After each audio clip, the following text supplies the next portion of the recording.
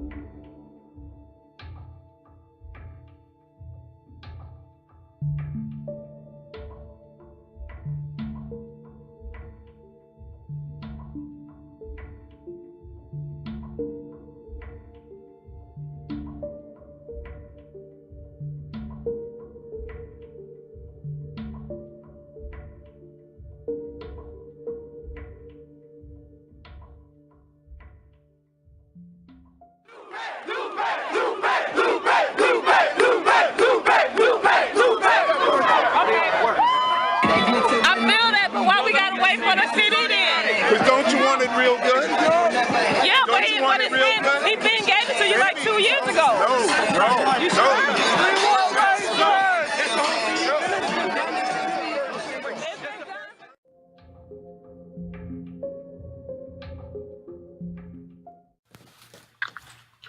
Yo, who's this? Hold up. This is the Drink Champs, the #1 podcast in the business. And right now we're talking to, hands down, the most important man, in my opinion, in the whole music game. He's a mogul.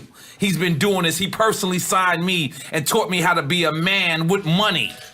Right now, we got Leo Combs on the line. Let's make some noise! Yo, Leo, I gotta big you up off top, man. Well, I want to address the comment you made about mogul. I don't consider myself a mogul. Myself a servant. I prefer if you could replace mogul with humble servant.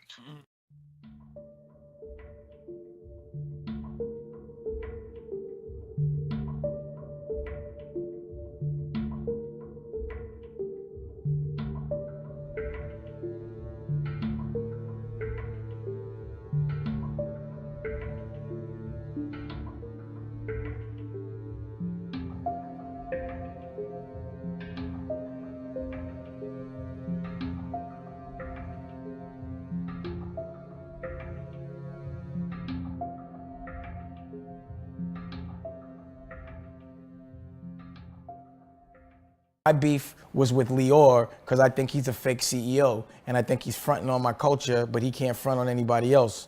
And I'm calling him out publicly and I want him to stop trying to rape my culture, go make some money with some other people. They have people that their job is to create beef so that they can monetize it, pause, but they don't let their culture feel it, but they make money from it and they can't make any money or get any respect in their culture. That's why they're in our culture.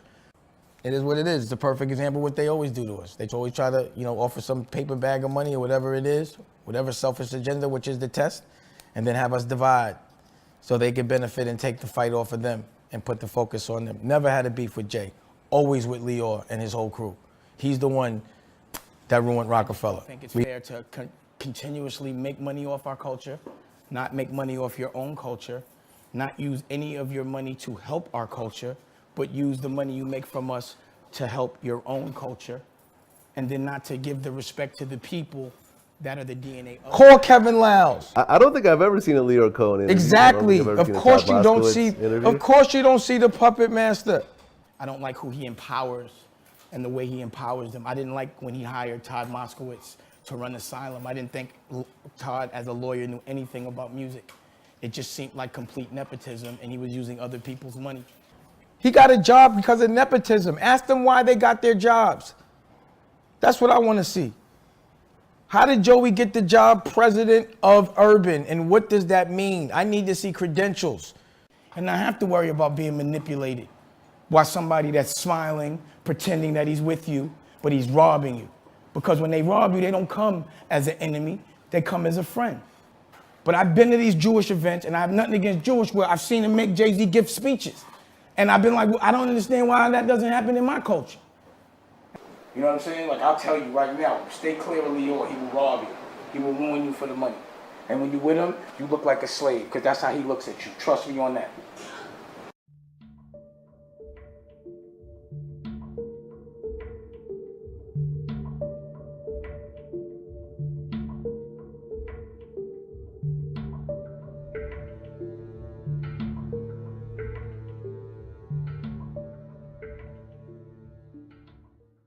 All right, welcome back. This is Hanukkah Radio, and we have a special guest calling in today, a luminary in our business and a proud Jew, Lior Cohen, ladies and gentlemen. Clap it up, ladies and gentlemen. Thank you. Lior, Thank you. I'm so thrilled and honored to be asked to do your radio station, especially on the last day of Hanukkah. L'chaim. Shalom. We are honored to have you. How could I help you? Well, Lior, this one of the things we do here is we don't necessarily get too religious and talk about Hanukkah and what it stands for, although, you know, we have gotten into that in the past, but it's more of a celebration of, you know, Judaism and hip-hop, since we are a hip-hop station, and that's what we do, and your roots are definitely in hip-hop. Jewish people have always been involved in urban cultural arts all the way back to the early beginnings of jazz music. It's just something that's always happened. Right. It's a blessing. It's a blessing that I was lucky enough to be part of this industry, and it was a blessing that people treated me inside and out with so much respect.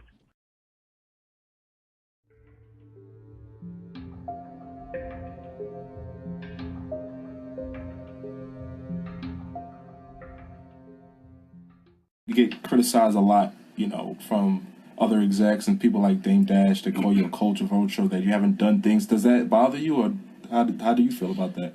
No, it actually doesn't bother me. It would bother me if it came from a credible source.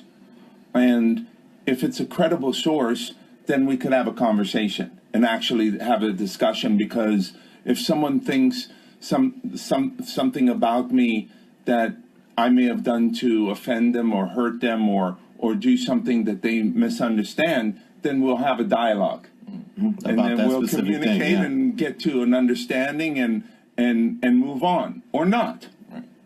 But, you know, I can't give any light to that. It's a clown right now.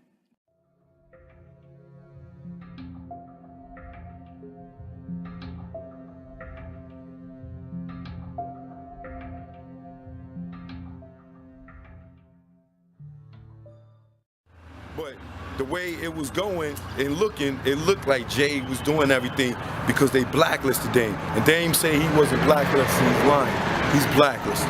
You know what I'm saying? I remember one day I seen Lior Cohen, and I'm like, yo, what up? I'm Choke, you know, I'm the one that shot the congresswoman or whatever with Dame. And nigga Lior Cohen say to me, you know what? Yeah, and I shut that motherfucker down. He told me that on 23rd He's talking and about 5th. he shut Dame Dash down? Yeah, he said, and I shut that motherfucker down.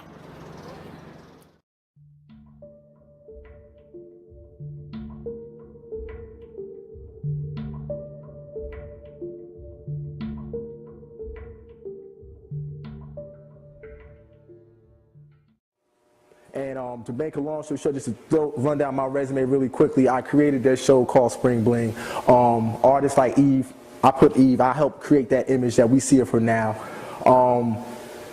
Even after I left BET, I was Dave Chappelle's stand-in, so I saw everything that happened with him. And to really capsulize it even more, basically, since 1997, whatever has happened in urban America as far as the perception on television and film, I was basically the fly on the wall. So for me and the fellas around me, it was all fun, but we did not know that we were a part of a system. Even going back to what the brother talked about with the homosexuality with the rappers, here's the kicker. It's not that the rappers are gay. That's not it. That's a misconception. What it is, it's about control. See, that's what makes it, that's why you see so many buffoons nowadays in television and film, doing things that we know are like, wow, Jamie Foxx, you would say that? Wow, Jay-Z, you would actually sit there and do an anti-Semitic commercial? Because they're in a bind, because see, Jay-Z's not gay. I'll use him as an example. He's not gay, but once you reach a certain level within that weapon of mass destruction, you have to give something up. There's something that you're going to give up because you got to be down with that crew. And how do I know? Because it happened to me. That is why I'm standing here talking right now. I reached a certain level in that station. I was the only producer to ever come as a new kid and create a multi-million-dollar revenue generating show. I was the only producer in there that artists would come and be like, oh, I need D. Brad to do my show, or that actually helped create an image for artists. So it reached a certain point where now it's time for them to introduce me to the inner workings of this monster that's created. So now you have a rapper who will get turned out by a high-ranking label exec because, well, what you gonna do? I mean, if I want to be a rapper and I walk in and the label exec tells me that this is what I need to do for him because, hey, he put my album on when I really wasn't that talented. But they pushed me because they saw that I was something that they could sell. So when you bring me in a room and there's my favorite rapper right there who's in the same room, so that must mean he must have committed the same gay act as I did. So at the end of the day, depending on where your level is within yourself, you go do it. You understand? So I literally lived the devil taking me to the mountain and saying, you can either go to the left, you can have all of this. And I was there. It was ritualistically done. The vice president sent his right-hand man to me 3 straight weekends. They do everything in 3s. 3 weekends in a row. Hey, D. Brad, let's go hang out. And every weekend, he kept beating me in the head. Get rid of this Rap City, man. You can do more than Rap City, D. Brad. You can do more than that. You need to come with us. Then the 3rd night, it was the vice president's birthday. They picked me up in a long white stretch limo. We go to Joe's Uptown, up in the Bronx in New York. We go to Joe, we hanging in VIP. Get me everything I want. Then every time we hung out, it was the same way. Then they bring me to the back room. And in the back room, they had this long table with a white sheet set out. I mean, beautiful thing. Looked like the damn Last Supper. On one end is Derek Jeter. There's Stephon Marbury. There's Fat Joe. And I'm chilling. But the whole night, the vice president is on me like this. I'm trying to talk to the model chicks. He's like, nah, D. Brad, come on, sit right here. So then we party, but I'm not a drinker. So if I don't get unnecessary spirits inside of me, we get inside the limo. He drops his right-hand man off quickly. We're in the car, the man standing across looking at me like I owe him something now. And I know the look because when I was young, I had the same look for women that I took out. So I know the look, and I know the energy. And while he's doing that, he's sitting there with his legs spread open, rubbing his balls. Now, I'm in a situation where I'm like, no, what am I going to do? This is my vice president, this is my boss. But the problem is, I was just raised differently. You understand what I'm saying? I was brought up differently. So for me, I had to turn that away. But what the hell that I caught after that, this is why I don't come down on those who buffoon and sell out, because everybody ain't built for this war. Everybody's not built for that. I've been homeless. I've had my name destroyed. You understand? I've had to walk with my head up when I've been dead ass broke. He ain't seen me for like a year because I wasn't coming home when I was broke like that. I was ashamed of myself. I went from being a man to nothing because I would not cross over. As a television producer who was Dave Chappelle's stand-in, which means I did his rehearsals season 1 and 2 of Chappelle's show. I saw what happened to Dave. Dave used to give me advice all the time. And one of the key things he told me was, no matter how much money they offer you, and he said they, as he pointed in my chest, he said, never forget who you are or where you come from. And he walked away from me. And I didn't get it at the time until the nigga left. Then I said, oh. And him and Charlie Murphy would tell me the same things all the time. And then I got it. This is a war. And these cats are sorcerers. And we need to take, and I know the words magic and sorcery takes people to make you think that I'm talking about the Eastwick Chronicles or Harry Potter, but this is real because it's affecting our babies. So when they see all these signs visually that say 75% of the new HIV cases in New York are blacks and Latinos, it gives them the impression that everybody black and Latino is HIV positive, had AIDS. And I tell people all the time, I'm 35, I ain't never been to an AIDS funeral.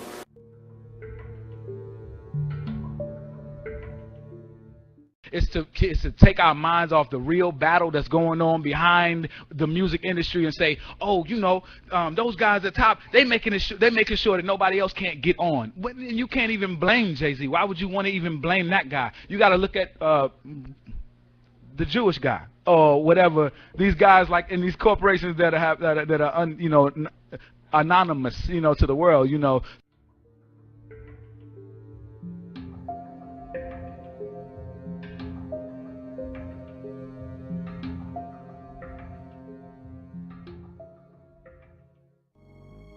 A nigga told me the record company's the pimp, the artist is the hoe, the stage is the corner, and the audience is the trick. Mamas, don't let your kids grow up to be rappers. Unless you tell them if they gonna get in this business, they better learn this business.